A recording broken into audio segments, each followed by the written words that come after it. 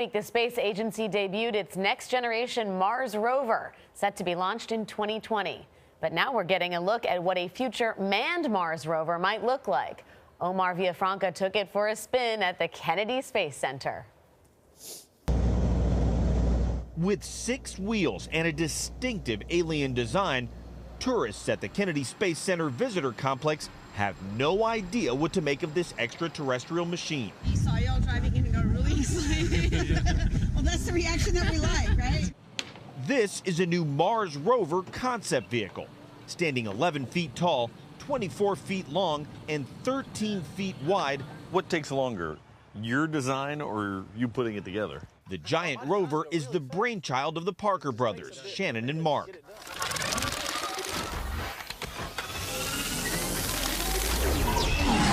The two made their names in Hollywood, designing and building movie props, most notably the futuristic motorcycles in the movie Tron.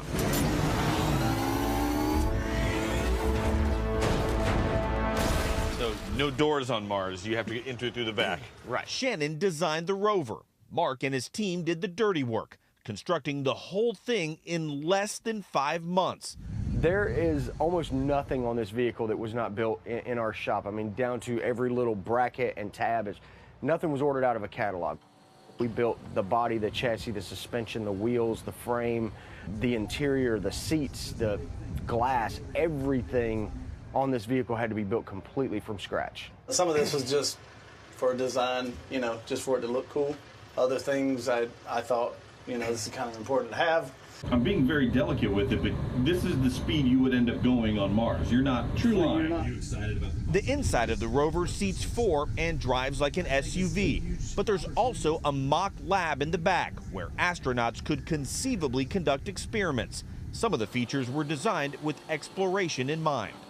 So we needed a good surface area for the rock to climb over, but then we needed a lot of surface area so when you get into the sand, it's not going to sink, but it also has these vents in it so it's not going to clog up. So it can go through really deep sand, not get stuck, and not get clogged up all at the same time. The brothers consulted with astronauts when building the machine, but this vehicle won't go to Mars. Instead, it's on an Earthbound mission to educate future scientists about the red planet.